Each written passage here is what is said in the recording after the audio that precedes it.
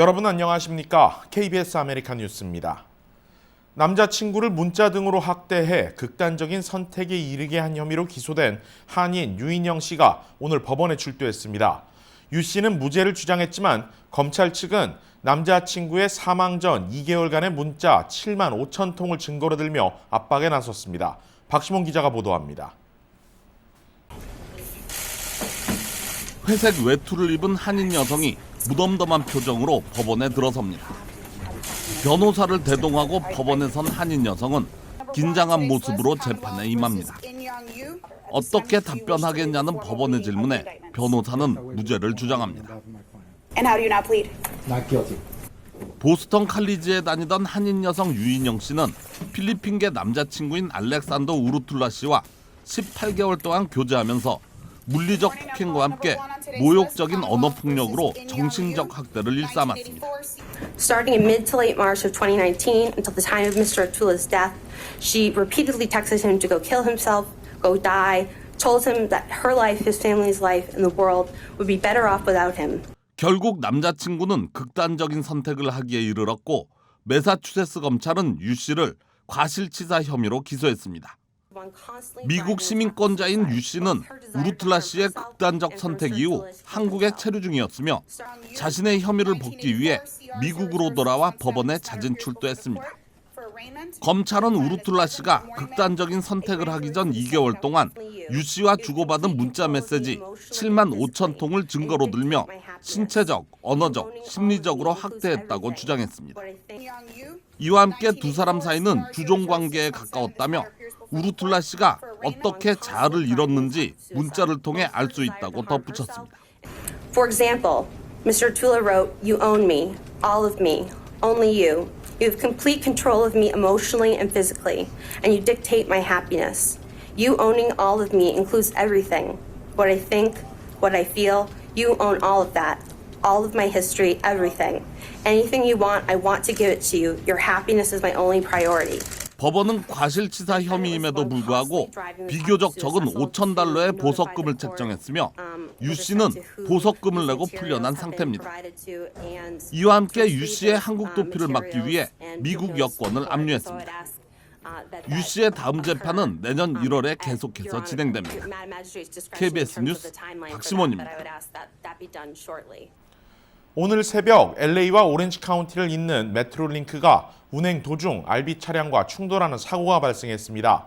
LA 방향으로 향하던 열차는 충돌 후 화염에 휩싸였고 승객들은 긴급히 대피했습니다. 김경일 기자입니다. 해가 뜨기 전인 오전 5시 30분, 통근 열차 앞부분인 기관실이 화염에 휩싸였습니다. 화재로 레인에 정차한 열차에선 승객들이 놀라 허겁지겁 내립니다. 해당 열차는 오렌지 카운티에서 LA로 향하던 통근 열차로 레일에 멈춰서 있던 알비 트럭과 충돌했습니다. Traumatic because the hit was such an impact on the train. It just the lights went out. I remember being kind of flung into the seat next to me. I hit my head and it was just pretty traumatic.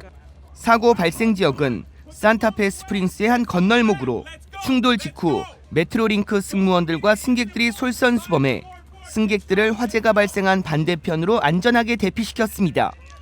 Kind of compose yourself and figure out what's going on.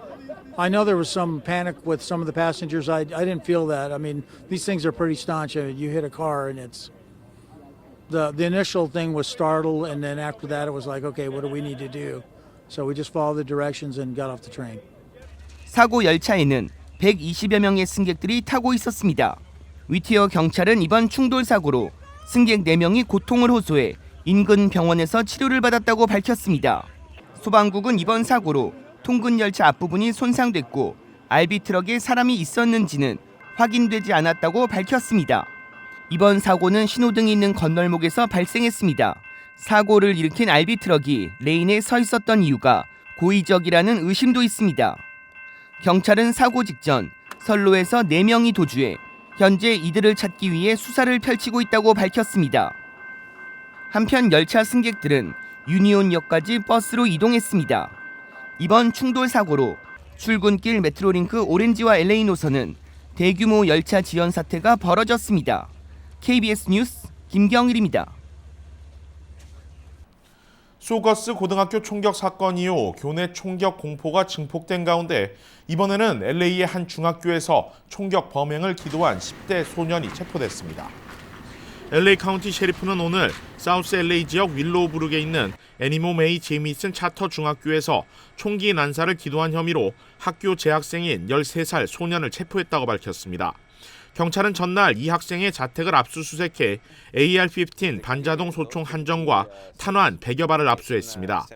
나이 때문에 신원이 공개되지 않은 이 학생은 총기와 탄약은 물론 학교 캠퍼스 설계 도면과 총격 희생자 리스트까지 만들어 치밀하게 총격 범행을 꾸민 것으로 알려졌습니다. 경찰은 학생과 함께 범행 모의와 관련된 성인 한 명도 체포했다고 밝혔습니다. 한편 이번 주 들어 LA 인근 지역 학교에 대한 총격 위협은 계속 이어지고 있습니다. 지난 수요일에는 렌초 쿠카몬과 엘타로마 고등학교에서 총격 위협을 가한 15살 학생이 체포됐고 월요일에는 리버사이드 라모나 고등학교에서 17살 학생이 불법 무기와 탄약을 소지한 혐의로 체포됐습니다. 또 같은 날 라하브라 위티어 크리스천 고등학교에서도 총격 위협 신고가 접수되면서 학교가 문을 닫기도 했습니다. 비건 국무부 대북 특별대표와 남북관계 현안을 논의하기 위해 방미한 김현철 통일부 장관이 어제 LA에서 정책 간담회를 가졌습니다. 김 장관은 이번 간담회에서 남북 간 평화 경제의 중요성을 강조했습니다. 이유수 기자가 보도합니다. LA에서 열린 한반도 평화정책 간담회에서 김현철 통일부 장관은 남북한 평화경제정책의 중요성을 강조했습니다. 완벽한 비핵화를 전제로 북한이 핵이 아닌 경제와 번영을 선택할 수 있도록 대화와 협력을 계속해 나가는 데서 시작하는 평화경제. 남북을 하나의 시장으로 묶고 중국과 러시아 등 아세안 지역 중심의 한반도가 나서는 것을 의미합니다. 현재 상황에서 해결해야 될 과제들이 적지 않지만은 또 중장기적으로 평화 경제의 미래에 대해서 우리가 나름대로 구상하고 준비하는 것도 중요하다고 생각합니다. 하지만 남북 간 경제 협력을 본격 추진하기 위해서는 남북 간 협의가 필요하고 국제적인 제재를 풀어야 한다는 숙제가 남아 있습니다. 남북 간 대화를 지속하며 미국과 북한의 비핵화 협상이 우선시되어야 하는 부분입니다. 비핵화 협상이 조속하게 재개돼서 본격적인 경제 협력을 할 수 있는 환경이 만들어지기를 기대하고 있습니다. 통일부는 북미 이산 가족 문제에도 관심을 갖고 지속적인 노력을 추진할 것이라고 밝혔습니다. 대부분의 이산 가족들이 고령자에 속하는 만큼 신속한 추진이 필요한 점도 인지하고 있다고 강조했습니다. 통일부 입장에서는 우리 국내 이산 가족뿐만 아니고 우리 재미교포 이산 가족들이 하루빨리 가족을 만날 수 있게 최선의 노력을 다하고 있습니다. 이번 간담회를 주관한 미주 민주참여 포럼은 남북과 북미 간 적극적인 대화를 위해 미주 동포사회도 힘을 합쳐야 하는 시점이라고 밝혔습니다. 한국의 어떤 정부의 일이 아니라 우리 동포들이, 미주 동포들이 나서서 정말 민간 공공외교를. 한편 김 장관은 앞서 워싱턴 DC에서 열린 스티븐 비건 국무부 대북 특별대표와의 만남에서 북미 협상 진전을 위한 환경 조성을 위해 긴밀한 협조 관계를 구축할 것을 협의했습니다. KBS 뉴스 이우수입니다. 내 집 마련에도 한인 등 아시안들이 백인에 비해 차별 대우를 받고 있는 것으로 나타나면서 뉴욕 주정부가 조사에 나섰습니다. 제2사 뉴욕 KBTV 박정호 기자가 보도합니다. 아시안 주택 구입자의 19%는 롱아일랜드 지역에서 부동산 중개업자로부터 차별 대우를 받고 있는 것으로 조사됐습니다. 아시안 외에도 히스패닉 39%, 흑인 49% 등 백인을 제외한 소수계 주택 구입자들은 차별 대우를 받고 있는 것으로 밝혀졌습니다. 부동산 중개인들은 아시안 바이어들에게 주택 리스팅을 보여주지 않고 오픈하우스를 거절하는 등의 방법으로 차별했습니다. 흑인과 백인을 비교했을 때 백인의 경우 평균 39개의 하우스 리스팅을 제공받는 반면 흑인은 평균 26개만 제공받았습니다. 아시아인들의 경우 백인보다 22개 적은 18개를 제공받은 것으로 드러났습니다. 사전 융자 승인과 지역에 따른 차별도 심한 것으로 나타났습니다.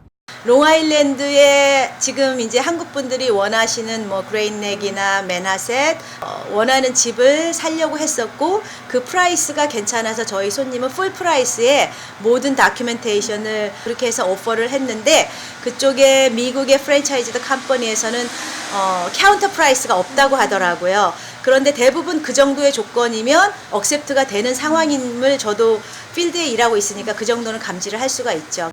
이에 대해 앤드류 쿠오모 뉴욕주 지사는 인권국가 주택 커뮤니티 부서에 롱아일랜드 지역의 부동산 중개인들 차별 행위에 대한 조사에 착수할 것을 지시했습니다. 어떠한 종류의 차별도 용납되어질 순 없다며 누구나 안전하고 저렴한 주택을 구입할 권리가 있음을 강조했습니다. 뉴욕주는 이 사안을 심각하게 받아들여 소셜미디어 캠페인을 시작하고 차별당한 바이어들이 신고를 할 수 있는 핫라인을 개설했습니다.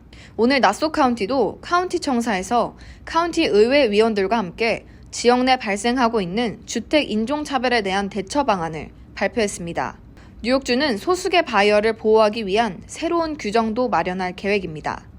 KBTV 뉴스 박정우입니다.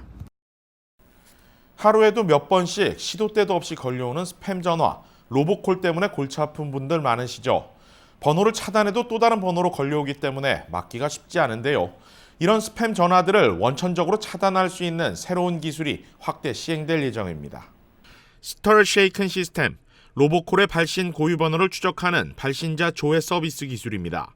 스팸 메일 관리 기능처럼 걸려오는 로보콜 전화의 출처를 확인해 자동으로 차단 처리하고 발신자를 찾아내 경고 메시지를 보냅니다.